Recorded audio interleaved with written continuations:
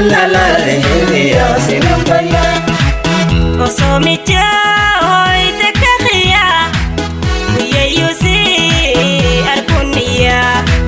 Kapauna kutawari samal waya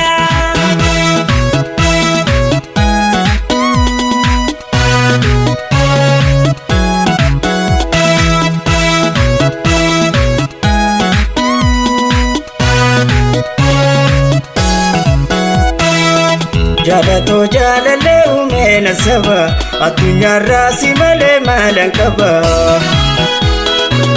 Jirenya khosin induske qakoba Orichato akametin sidaba Jalaqo jalali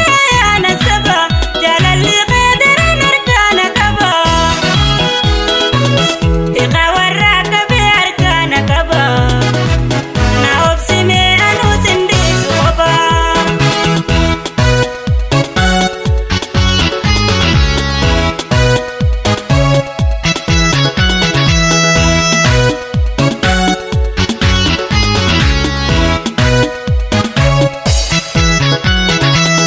Onalali etunati fingaleisin Duhelubun tobotesin shanaisin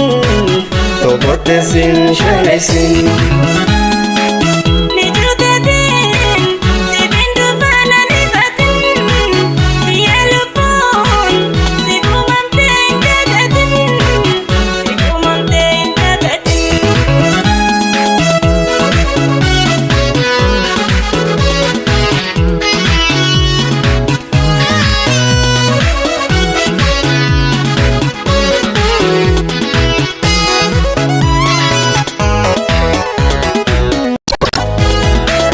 Lukuf sadeh cisukhia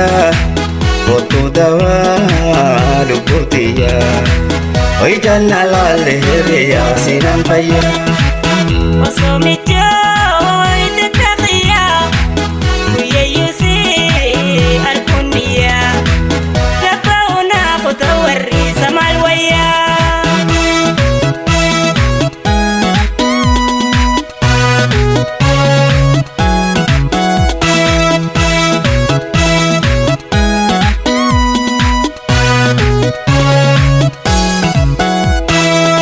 Jalalti teni baita wana mutte Osonte mucara qona rafite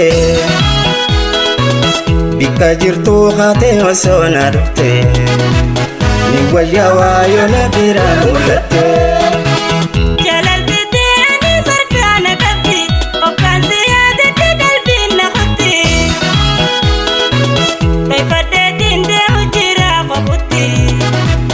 Osi furmani nubdu fadi wati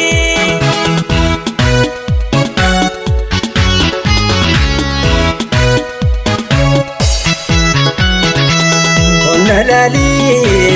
edukanan nandebeisin Duhelubun tobotesin shanaisin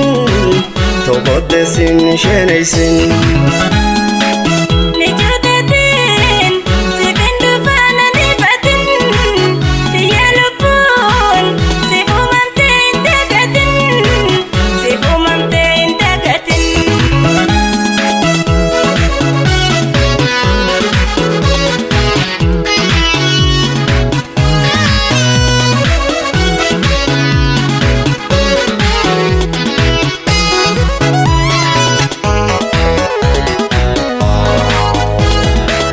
Lukuf sadeh cisukhia Foto dawa lukutia Oi janna lale ya sinampaya Osomicha hoy takakhia Yeyusi arkunia Kapauna kutawari samal waya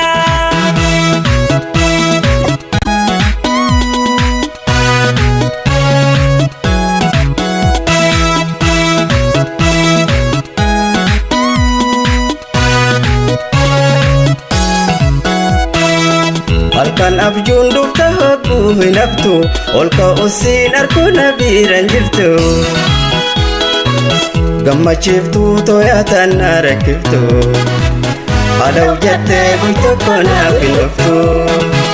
Yoo jaalala lubbuurraan si fedha hoggaan si yaadattee bishaan na huda. Xiqqaa warraa duuba kamiin dhibboodha. Tahee geeree lubbuu siif hin dhibboodha.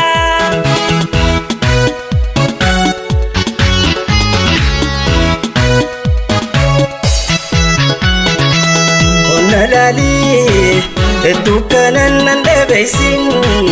dhumee lubbuun tobootteesin shaneysin tobootteesin shaneysin.